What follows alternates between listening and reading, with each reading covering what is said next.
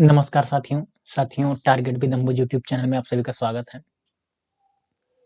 साथियों, अभी हाल ही में उत्तर प्रदेश पुलिस कांस्टेबल का एग्ज़ाम हुआ और उसमें कई सारे बच्चे क्वालीफाई किए, मतलब लगभग 3 गुना। और काफ़ी बच्चे मतलब उनका डीबीपीएसटी में नाम नहीं आया और सारी चीज़ें हुई। तो मतलब वर्दी के प्रति बहुत ही बढ़ती लोकप्रियता का क्या कारण है, इसके बारे में चर्चा करेंगे और बात करेंगे कि अ, मतलब सेकंड मेरिट लिस्ट आएगी कि नहीं आएगी, और तो और सारी चीज़ें कि हम लोगों के पास जिनका नहीं हुआ है, उनका दूसरा विकल्प क्या है?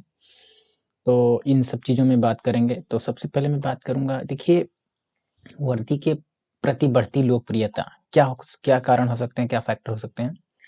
पहली चीज़ तो सोशल मीडिया में जैसे दिखाई जाती है ना? और इंस्टाग्राम या यूट्यूब या फेसबुक या अन्य जो भी सोर्सेज़ हैं, तो उसमें पुलिस डिपार्टमेंट या कोई भी ऐसी चीज़ें हैं जो कि वर्दी से रिलेटेड हैं, जैसे एसएससी, जीडी है या कोई अन्य आर्मी है, तो उनका एक अलग लेवल दिखाया जाता है। उनको बहुत ही मतलब क्रिएटिव करके दिखाया जाता है और बहुत अच्छे से दिखाया जाता है। इससे मतलब कहीं न कहीं जो भी युवा हैं तो उस पर आकर्षित होते हैं और सारी चीज़ें होती हैं।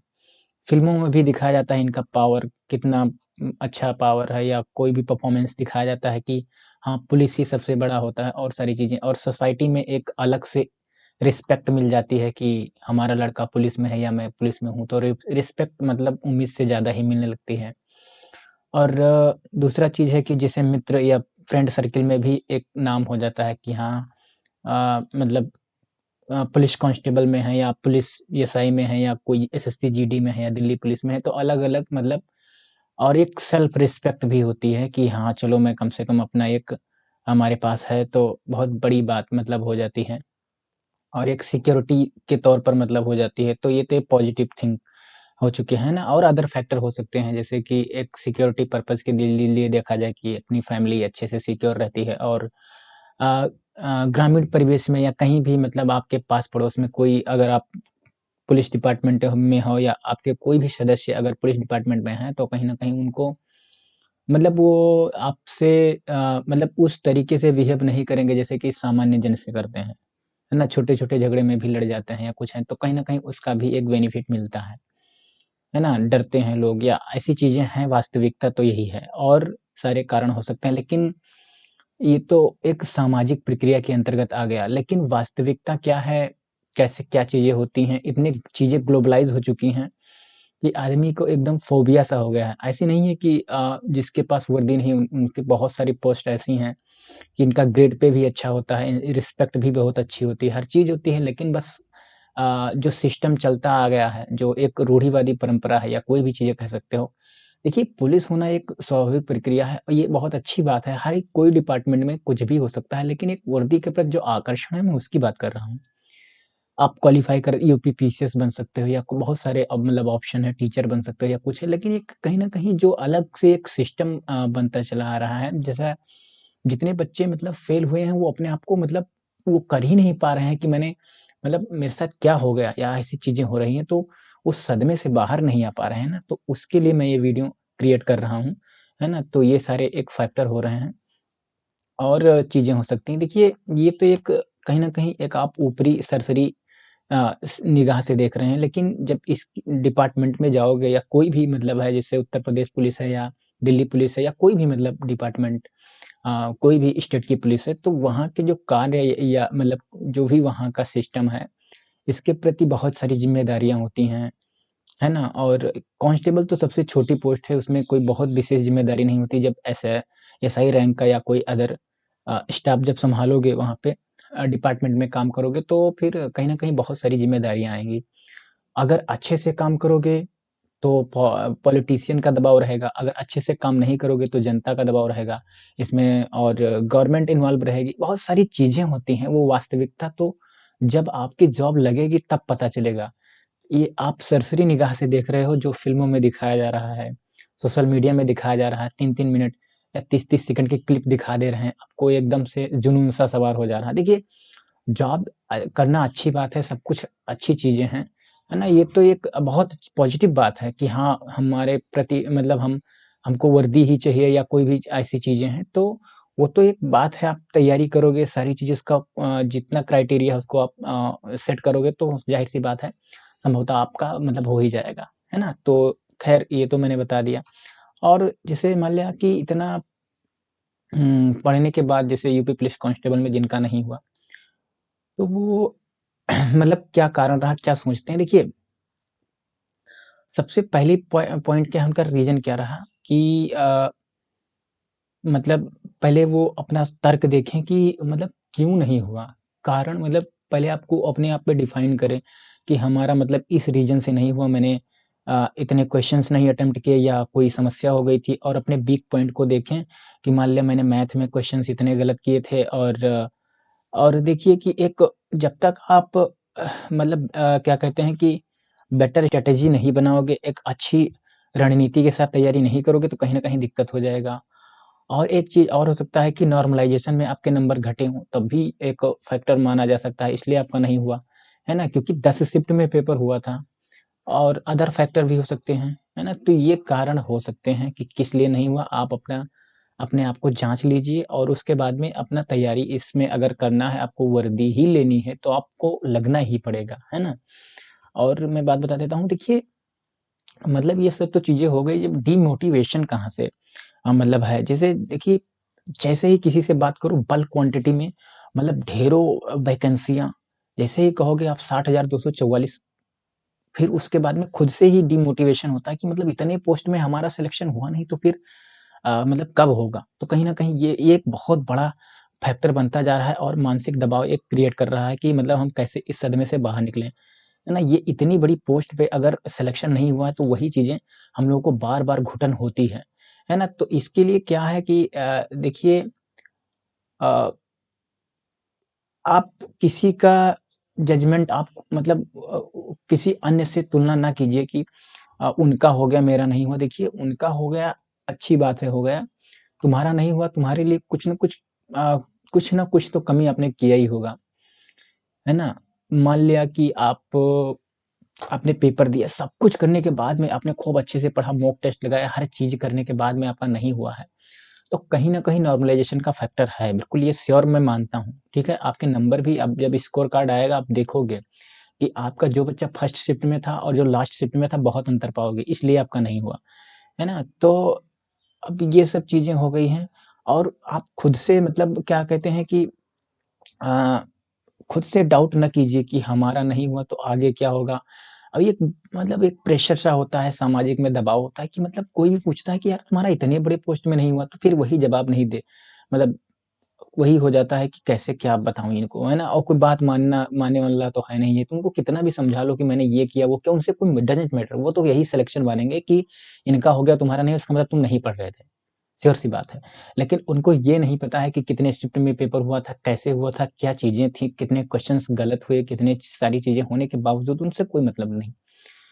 अगर आप जैसे समाज के अगर अकॉर्डिंग चलोगे तो कहीं न कहीं आप फिर से डिमोटिवेट हो जाओगे। आप खुद पहले अपने आप को जजमेंट करिए, आप इसके काबिल हो कि कोई पेपर क्वालीफाई कर सकते हो तो फिर आप अपना तैयारी करते रहिए। और ये कहीं न कहीं एक प्रेशर और चलता जा रहा है ओवर एज का कि जैसे जिनका नहीं हुआ है, मतलब मान लिया कोई इंटर पास क्वालीफाई करके आ गया और कोई भी होती है, जैसे-जैसे एज बढ़ती है तो धीरे-धीरे कहीं न कहीं एक दिमाग का मेंटल लेवल भी थोड़ा-थोड़ा कम होने लगता है। ये शायद एक वैज्ञानिक तर्कणा है और इसमें मतलब बहुत सारी चीज़ें इसमें शोध करके भी पता लगाया गया है। जैसे-जैसे तो एक मतलब एक सामाजिक दबाव, पारिवारिक दबाव और खुद पर भी मतलब थोड़ा-सा दबाव होता है कि मतलब कैसे क्या होगा? और ये 60,000 इतनी बड़ी वैकेंसी देख कर के भी तो डिमोटिवेशन अपने आप ही आ जाता है कि इसमें नहीं हुआ तो अब क्यों होगा? लेकिन ऐसा नहीं है। देखिए, जो जैसे आपने जो चीज़ें पढ़ी है तो वो कहीं न कहीं अगले पेपर में काम आ जाएगी, आ जाएगी। तो आप उस समय जितने अच्छे से पढ़े थे उसका और वो है कि ओवर एज वाले बच्चों को मैं बता दूँ कि अभी इस समय मतलब एग्ज़ामपुर के विवेक सर ट्विटर कैंपेन चला रहे हैं तो आपको उसमें भाग लेना चाहिए क्योंकि अभी मतलब लोहा गर्म है, हथौड़ा इसी पे मारोगे तो काम हो जाएगा। नहीं तो फिर कोई भी टीचर सामने नहीं आएगा और उसके बाद में आप ओवर एज हो जाओगे, फिर दिक्कतें बहुत होंगी। ये तो श्योर है ना? तो आपको बहुत एक चिढ़-सी होगी कि मतलब हम इतने बड़े वैकेंसी में नहीं हो पाएँगे, अब हमारा कुछ नहीं होने वाला है। तो बाद में जीवन भर सोचते रहोगे। तो आप चाहो तो आपको करना ही पड़ेगा, है ना? ट्विटर कैंपेन में आप भाग लेना पड़ेगा। और देखिए, अब ये तो हो गया जिनका मतलब हम बात करेंगे ओवर एज वाले कैंडिडेट का कि वो करे तो क्या करें? क्योंकि उनके पास बहुत सारी समस्या और एक ही बात को वो कोसते रहते हैं कि हमारा इसमें नहीं हुआ। देखिए, नहीं हुआ छोड़ दीजिए, अब तो कुछ होने वाला है नहीं है। देखिए, यूपी जो यूपी पुलिस एसआई है, इसमें आपको टारगेट करना चाहिए, ठीक है? इसमें लगभग 5-6 हज़ार पोस्ट आएँगी। अब यही बात चिंता खाए जा रही है कि 60,000 में सिलेक्शन नहीं हुआ तो 6,000 में कैसे होगा? बात तो वास्तविकता है। देखिए, ऐसी बात नहीं है, अगर आपने ढंग से मेहनत अच्छे से हर चीज़ रणनीति से करोगे तो क्यों नहीं होगा? भई होता तो हम लोगों में से किसी का है, बस वो अपना डेडिकेशन के साथ पढ़ते हैं, सिलेबस देखते हैं, हर चीज़ें होती हैं। तो आप सब कुछ गम भूल के अपना तैयारी में लग जाइए। इसके लिए सबसे पहली चीज़ तो आपको सिलेबस ज़रूरी होती है ना? सिलेबस आपको रख लीजिए तो मैं बता दे रहा हूँ, सामान्य हिंदी के 40 प्रश्न पूछे जाएँगे, ये मतलब 100 नंबर का होगा, है ना? और क्या कहते हैं कि जो क्या कहते हैं जनरल नॉलेज है और मूल विधि और संविधान मिला के ये 40 नंबर पूछे जाएँगे, जिसमें संविधान और मूल विधि का ज़्यादा रोल रहता है और 40 क्वेश्चन पूछे जाएँगे, ये 100 नंबर के हैं। और संख्यात्मक और मानसिक क्षमता परीक्षण, है ना? ये क्या कहते हैं कि मैथ और इसमें थोड़ी बहुत वो लॉजिकल रीज़निंग वगैरह होती है। तो ये 40 क्वेश्चन्स ये भी पूछे जाएँगे और उसके बाद में रीज़निंग होगा जो मानसिक योग्यता और इंटेलिजेंस, ये सब चीज़ें मतलब रीज़निंग मिला के ये भी 40 नंबर पूछी जाएँगी। इसका स्टैंडर्ड थोड़ा हाई रहेगा, कांस्टेबल से बहुत हाई रहेगा, है ना? तो इसको अब इसमें आपको पढ़ना ही पड़ेगा बिल्कुल, तभी आप क्वालीफ़ाई कर सकते हो, अदरवाइज़ आप कर ही नहीं सकते हो। अगर मान लिया आप ओवर एज हो गए हो तो आपके लिए एक ही मात्र विकल्प बचा है, इसलिए मैं बता रहा हूँ। उसके बाद में फिर बात आप जीवन भर कोसोगे कि हमें वर्दी नहीं मिली। और जैसे जो कैंडिडेट जिनका एज अच्छे से है, वो दिल्ली पुलिस में देख सकते हैं क्योंकि अब वैकेंसी हर साल दिल्ली पुलिस में आएगी। एसएससी जीडी में देख सकते हैं, उनके लिए देखिए बहुत सारे ऑप्शन हैं, है ना? तो ये चीज़ें हैं। और देखिए, कुछ इम्पोर्टेंट फैक्ट बता दे रहा हूँ कि देखिए हिंदी को छोड़कर, है ना? हिंदी प्रश्न में हिंदी और अंग्रेजी दोनों भाषा में मतलब रहेंगे, ये सब चीज़ें आपने पढ़ा होगा और ये सब है। देखिए, मैं यहाँ बताऊँगा कि 120 यानी 2 घंटे का रहेगा और 160 क्वेश्चन्स रहेंगे और प्रत्येक प्रश्नों मतलब रहेंगे 2.5 नंबर के, है ना? और क्या कहते हैं कि 2.5 नंबर के रहेंगे, लेकिन एक क्या कहते हैं, एक सबसे बड़ी बात ये है कि इसमें आपको क्वालीफ़ाई के लिए 35 अंक लाना ज़रूरी है, मतलब एक सेक्शन में, है ना? 35% ठीक है? तो ये भी ध्यान रखना और उसके बाद में ओवरऑल में 50%, है ना? तभी काफ़ी जचेगी। मतलब जचने का मतलब तभी आप इसमें क्वालीफ़ाई माने जाओगे। तो ये तो हो गई बात। और देखिए फिर मैं एक बार फिर से बता दे रहा हूँ कि यूपी पुलिस एसआई के लिए जैसे न्यूनतम आयु सीमा जैसे क्या है कि सबसे पहले 21 वर्ष उनका होना चाहिए और 28 वर्ष तक जनरल वालों के लिए लास्ट है। अब मैं सब कैंडिडेट से यही कहूँगा बार-बार, जितने भी अभ्यर्थी तैयारी कर रहे हैं, चाहे वो महिला हों या पुरुष हों, आपको ट्विटर कैंपेन में भाग लेना चाहिए। अगर आप नहीं ले रहे हो तो आपको समझ लो आप अपने आप पे पैर पे कुल्हाड़ी मार रहे हो, क्योंकि वैकेंसी हमेशा 1 जुलाई से काउंट होगी। अगर आप अभी आज से अगर ट्विटर कैंपेन में भाग लोगे तो उसका कहीं न कहीं पॉजिटिव रिजल्ट आएगा। तो जाके आपको मार्च अप्रैल में वैकेंसी आनी होगी तो उसके नोटिफ़िकेशन जारी किए जाएँगे। अदरवाइज़ कोई मतलब नहीं होने वाला है, फिर से आप 1 साल डल हो जाओगे, आपका वो एज खत्म हो जाएगी, फिर आप जीवन भर झेलोगे। है ना? कि हमने ये नहीं कर पाया, वो नहीं कर पाया, उसके बाद में मन में एक भड़ास रहेगी। हालाँकि जॉब तो कहीं न कहीं मिल ही जाएगी जब इतना पढ़े हो, वो तो अलग बात होती है। लेकिन जो एक अपना सेल्फ रिस्पेक्ट बना के चले थे, एक समाज में आपकी वैल्यू थी, कहीं न कहीं आप उसको उस पे आप खरा नहीं उतर पाओगे, है ना? ऐसी बात नहीं है कि क्या है कि पुलिस का ही जॉब आपके लिए हो सकता है, आपके लिए बहुत सारे ऑप्शन हों, है ना? तो अनुसूचित जाति, जनजाति के लिए 5 साल तो छूट मिल जाएगी, है ना? तो उनका मतलब लगभग मान के चलो 33 साल, है ना? मिल जाएगा और इनके लिए भी 33 साल मिल जाएगा जनजाति के लिए और इनके लिए 33 साल। सामान्य के लिए कोई छूट नहीं है, तो मैं जनरल वालों को एक बार अवेयर कर रहा हूँ कि आपको ट्विटर कैंपेन में बड़े पैमाने पे भाग लेना चाहिए। अगर आप नहीं ले रहे हो भाग, फिर तो दिक्कत होने वाली है। और दूसरी चीज़ ये है कि आप ये मत सोचिए कि अपने मन से वैकेंसी निकाली जाएगी, ये तो आप भूल ही जाइए। जब तक कि आप कुछ ना कुछ करोगे नहीं तब तक होने वाला है नहीं है ना? ये भी ध्यान रखना, ठीक है? और अब बात करेंगे सेकंड मेरिट लिस्ट की। देखिए, सेकंड मेरिट लिस्ट के लिए एक बात मैं बता दे रहा हूँ, पहले कट ऑफ पे आपने देखा होगा 214 है ना, 214.046 इनका मतलब जनरल वालों कट ऑफ हुआ था और महिला के लिए 203, है ना। और ये सारी चीज़ें आपने देखा ही होगा, इससे कोई मतलब नहीं। और मैं यहाँ पे बता दे रहा हूँ, एक लाइन अभी मैं पढ़ के बता रहा हूँ। देखिए क्या लिखा है कि देखिए तीसरा है, इसमें लगभग क्या कहते हैं 2.5 गुना बुलाया गया है ना, 2.5 गुना कैंडिडेट को। तो कितने हैं, 1,74,316 कैंडिडेट बुलाए गए हैं और वैकेंसी कितनी है, 60,244। तो ये फिर उसके बाद में कहे हैं कि मतलब इसका पूरा जो भी डीबीपीएसटी होगा उसके बाद में एक और ये बताया गया है, ये लाइन पढ़िए आपने, लिखा है यदि अभिलेखों की संवीक्षा एवं शारीरिक मानक परीक्षण डीबीपीएसटी में प्रत्येक श्रेणी में अपेक्षित संख्या में अभ्यर्थी सफल नहीं होते हैं, है ना, तो मेरिट के आधार पर अतिरिक्त डीबीपीएसटी को मतलब डीबीपीएसटी हेतु बुलाया जाएगा। मतलब कि इस जितने भी पोस्ट, जितना मतलब इसमें जितने कैंडिडेट को शामिल किया गया है, इसमें भी अगर कोई छँट जाता है, जिसका कोई डीबीपीएसटी में गड़बड़ हो गया या फिजिकल में उनका नाम नहीं आया, किसी का चेस्ट, किसी का हाइट, किसी के डॉक्यूमेंट वेरिफिकेशन में या कोई रनिंग में, उसके बाद में लिस्ट निकालेंगे तो सेकंड मेरिट लिस्ट आ सकती है। तो मुझे लगता है कि ये चांस आप मान सकते हो कि बिल्कुल, अब हम क्या ही बताएँ, इतना मतलब लगभग 2.5 गुना है। तो समझ लो कि 10% चांस है कि सेकंड मेरिट लिस्ट लगे, और मतलब ना के बराबर है। तो आप उसकी चिंता छोड़ो कि सेकंड मेरिट लिस्ट लगेगी कि नहीं लगेगी, आपको तैयारी तो करना ही पड़ेगा, नहीं तो फिर दिक्कत स्वाभाविक सी बात है, फिर आपको फिर दूसरा ही आपको ऑप्शन ढूंढना पड़ेगा, इसके बाद में कोई विकल्प है नहीं है ना, इसके बाद में कोई विकल्प नहीं है। तो आपको, आप क्या करना चाहते हो, कैसे करना चाहते हो, इसके लिए आपको तो भाई आपको आना ही पड़ेगा, ठीक है। तो मैंने ये सारी चीज़ें बता दी, और मैं एक बारी सिलेबस का ये मैंने पैटर्न बताया है। एक-एक सिलेबस में हिंदी क्या होती है, जीएस क्या होते हैं, एक अलग से वीडियो में लाऊँगा, है ना? तो उसमें मैं बताऊँगा पूरी डिटेल में क्या-क्या पढ़ना है, कौन-सी बुक पढ़ना है और कहाँ से पढ़ना है, कौन से सोर्सेज़ हैं, कौन से यूट्यूब चैनल है, कौन से टीचर बेस्ट हैं, कौन पॉलिटी पढ़ाता है, कौन मूल विधि पढ़ाता है। अच्छे से, बाकी टीचर तो सारे पढ़ाते हैं, हमको टाइम वेस्ट नहीं करना है, हमको तय समय में पेपर क्वालीफाई करना है ना? तो ये चीज़ें मैं बताऊँगा बाद में।